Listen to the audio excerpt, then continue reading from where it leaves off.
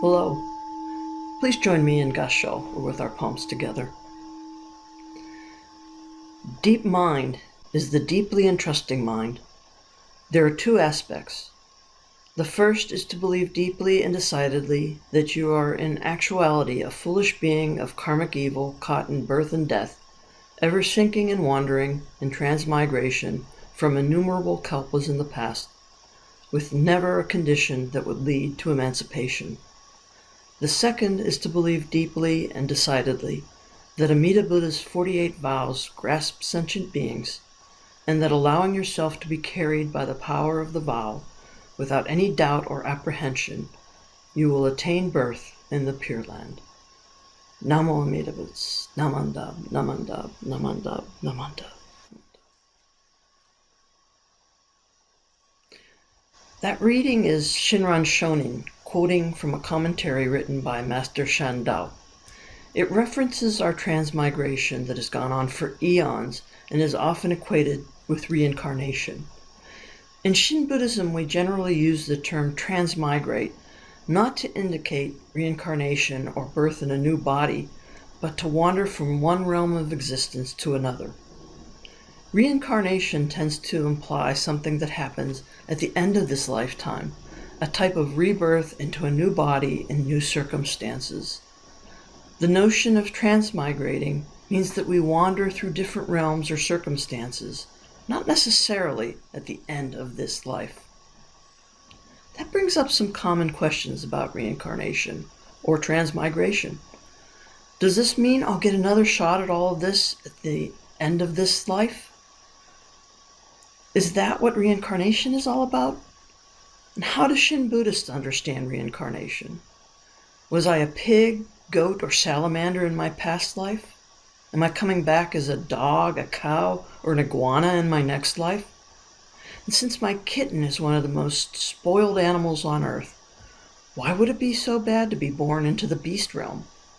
At least if I was born there as a furry little domesticated kitten. So many questions about life, and so few exact answers found in Buddhism. Unlike the principles of interdependence and impermanence, or the teachings of the Four Noble Truths, reincarnation isn't a core truth or an absolute teaching in Buddhism. There are some Buddhists who believe in it, and some who don't. There are some Buddhists who consider reincarnation literally, and some who view it as a metaphor. The idea of reincarnation can be traced back to the ancient Indian subcontinent. Buddhists of that time often believed in reincarnation because it was a part of the culture. It fit into their worldview. The common understanding of the time was that a person has led countless previous lives, usually as an animal, but somehow in this life was born as a human being. In the next life, they'll probably be reborn as an animal again, depending on the kind of life they lived. If you do well, you might be reborn as a human of higher status in the next life, perhaps a member of nobility or the ruling class. And if you do exceedingly well, you could be reborn as a member of the clergy or monastic, allowing you to escape Samsara at the end of that life. The Buddha himself spoke about such rebirth. But we have to remember that the Buddha taught according to the mental and spiritual capacity of each individual he encountered. For some simple persons living during the time of the Buddha, the doctrine of reincarnation was a powerful moral lesson. Most animals of the time had a far more miserable existence than the life of even the lowliest human. Fear of birth into the animal world must have frightened many people from acting like animals in this life. If we take this same teaching of reincarnation literally today, we may be easily confused because we can't understand it rationally.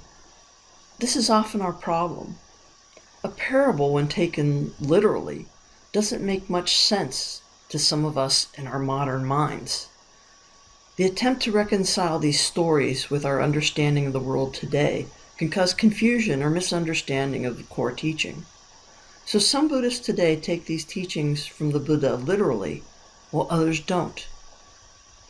And if Shin Buddhists don't take the idea of reincarnation so literally, as in, I'm a human today and a sheep tomorrow, then how are we to interpret this transmigration? Well, another view of rebirth describes the cycle of birth and death in the context of consciousness rather than the physical birth and death of a body. Those who ascribe to this view take a more figurative translation of the teachings. This view of reincarnation or rebirth is moment to moment rather than lifetime to lifetime. In Jodo Shinshu, we tend to view reincarnation as something that takes place in our daily lives. Each day, each hour, each moment, we're reincarnated or transmigrate through the 6 realms of existence or delusion. From lowest to highest, these 6 realms are hell, hungry ghosts, beasts or animals, fighting spirits, human beings, and heavenly beings. This interpretation of reincarnation says that we experience these realms in the here and now, not after death. And let's consider these realms a little bit. As the name suggests, the hell realm is the most terrible of the 6 realms. Hell beings endure unimaginable suffering for eons of time. There are at least 18 different types of hells, each inflicting a different kind of torment. In the hot hells, beings suffer from unbearable heat and continual torments of various kinds. In these hells, beings are roasted in an immense blazing oven or have molten metal dripping on them. Some hell beings are attacked with fiery weapons, and as soon as the being experiences unconsciousness, like death they're suddenly restored to full health and the attacks begin again. In the cold hells, beings suffer from unbearable cold. A frozen plain is surrounded by icy mountains and is continually swept by terrible blizzards. Incredible torments are experienced, such as the entire body cracking into pieces so the internal organs are exposed to the cold, and they also crack on exposure. That's serious torture. Hell beings have a short fuse. Everything makes them angry. And the only way hell beings deal with things that make them angry is through aggression. Attack, attack, attack. Hell beings drive away anyone who shows them love or kindness and seek out the company of other hell beings. Dissatisfaction, unchecked anger, and aggression can cause rebirth in the hell realm. If things don't turn out the way we want them to, or how we anticipated and planned for them in life to go, we're also in the hell realm. When I'm trying to log into a Zoom meeting that I really wanted to attend, but my computer keeps rebooting or losing connectivity, I get angrier and angrier and find myself frustratingly in the hell realm. Next up the ladder of samsara is the hungry ghost realm. Hungry ghosts, or preta, are pictured as beings with huge, distended, empty stomachs. And they have a pinhole mouth, and their necks are so thin they can't swallow. Hungry ghosts suffer from extreme hunger and thirst. They wander constantly in search of food and drink, only to be miserably frustrated any time they come close to actually getting what they want. For example, they see a stream of pure, clear water in the distance, but by the time they get there, the stream has dried up. Or on the rare occasions that hungry ghosts do manage to find something to eat or drink, the food bursts into flame as it touches their lips, and liquid burns their neck as it goes down to their belly, causing them intense agony. A hungry ghost is one who always looks outside of themselves for the next new thing that will satisfy this craving within. Hungry ghosts are characterized by an insatiable hunger and a craving. In other words, if we get what we want, but we're not truly satisfied or are greedy for more, we're experiencing rebirth in the world of hungry ghosts. I bought a new Samsung Galaxy S21 Plus a few months ago. But the S22 Ultra, which is better and has way more features, is coming out soon.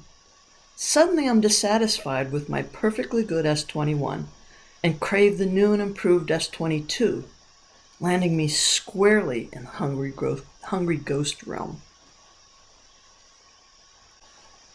Continuing up the ladder of Samsara is the beast or animal realm. The animal realm is the place where animals suffer and are burdened.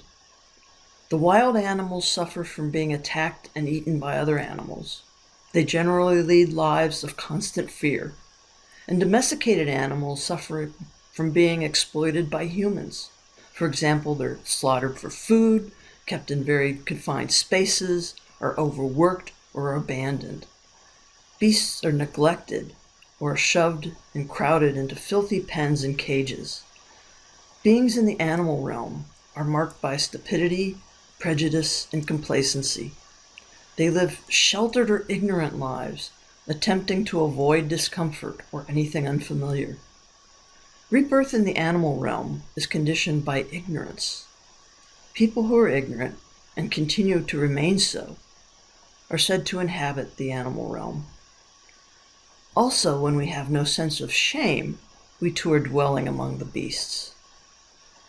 There are times that I don't understand others who are different from me, or who have different opinions from mine. Rather than empathizing with them or trying to learn about their concerns, I close my eyes and cover my ears and try to shut them out. I'm avoiding negative or conflicting information. When I stick my head in the sand and behave this way, I'm just another ostrich in the animal realm. Although I do know that ostriches burying their heads in the sand to avoid things or to hide is actually a myth. Now, moving up the ladder of Samsara, we find the fighting spirit realm. The beings of the fighting spirit realm are also known as demigods or asura. The asura are strong and powerful beings who are sometimes depicted as the enemies of the deva or heavenly beings. Asura are marked by their fierce envy, and the karma of hate and jealousy causes rebirth in the realm of fighting spirits. Chihi, who is a patriarch of the Tendai school, described the asura this way: is always desiring to be superior to others, having no patience for inferiors, and belittling strangers, like a hawk flying high above and looking down on others, yet outwardly displaying justice, worship, wisdom, and faith. This is walking the way of the asuras. And when we're always angry and inconsiderate of others or look down on those around us, treating them as though we're superior beings, we find ourselves in the fighting spirit realm. There are times that I behave as a know-it-all and think that my views are the right ones. I have no patience for those who I deem as stupid because they got their information from social media or conspiracy websites. And when I label others as idiots and I'm looking down on them from my high perch, that perch I'm sitting on is found in the realm of fighting spirits. Further up the ladder of Samsara is the realm of human beings. The realm of human beings is where we spend our time when we're not wandering through the other 5 realms of delusion. Humans suffer from hunger and thirst, heat and cold, separation from friends, being attacked by enemies, not getting what they want, and getting what they don't want. Humans also succumb to the general sufferings of birth, sickness, old age, and death. Yet the human realm is considered to be the most suitable realm for practicing the Dharma, because humans are not completely distracted by perceived pleasure, like the gods or the demigods, or by horrendous pain and suffering, like the beings in the lower realms. The human realm is the only realm of the 6 from which beings may escape samsara. Enlightenment or awakening is available from the human realm. yet only a few open their eyes and actually see it. Rebirth into the human realm is conditioned by passion, doubt, and desire. We can't accept impermanence or the reality of suffering or death. We're said to inhabit the realm of human beings. I, for one, often have difficulty accepting change. I know about impermanence. Intellectually I do. But I still don't like it when things in my comfortable little world are rearranged. This keeps me stuck here in Samsara, dwelling in the realm of human beings, instead of becoming an enlightened being. Ascending the ladder of Samsara, we finally find the realm of heavenly beings. The realm of heavenly beings, or Deva, is populated by godlike beings who enjoy great power, wealth, and long life. They live in splendor and happiness. Yet even the Deva grow old and die. Further, their privilege and exalted status blinds them to the suffering of others, so that in spite of their long lives, they neither have wisdom nor compassion. The privileged Deva will eventually be reborn in another of the 6 realms. And although these heavenly beings lead long and enjoyable lives full of pleasure and abundance, they spend their lives pursuing meaningless distractions and never think to practice or even hear the Dharma. When death finally comes to those who are in the heavenly realm, these heavenly beings are completely unprepared. Without realizing it, they've totally exhausted their good karma and they suffer through being reborn in the lower realms. When all of our selfish desires are satisfied, we get to be reborn in the realm of heavenly beings. Filled with a sense of accomplishment, we no longer make efforts to hear the Dharma or seek the truth, and we no longer feel the need to improve ourselves. When we fail to be grateful for all that we were given through the efforts of others and focus only or gloat about our personal accomplishments, we're residing with a Deva. There are times that I think I made it to where I am today, a retired Navy pilot and ordained Jodo Shinshu minister, solely on my own hard work and efforts. I don't recognize the need to acknowledge the help I was given along the way by countless others. And I'm content to sit in my big chair, eating Cheetos and drinking craft beer, watching Netflix, and not engaging with the rest of the world. During those moments, I'm really sitting on my throne in the realm of heavenly beings. These 6 realms can be viewed as mental and spiritual states of mind. These states of mind are created by our thoughts, words, and actions. In other words, the 6 realms of delusion are psychological states. Some realms seem more pleasant than others. Heaven certainly sounds preferable to hell, but all are still samsara, meaning they're temporary and imperfect. They all lack true awareness and awakening. What these realms embody is the notion that reincarnation is a moment-to-moment process that takes place in this life, not a transition from one life to the next.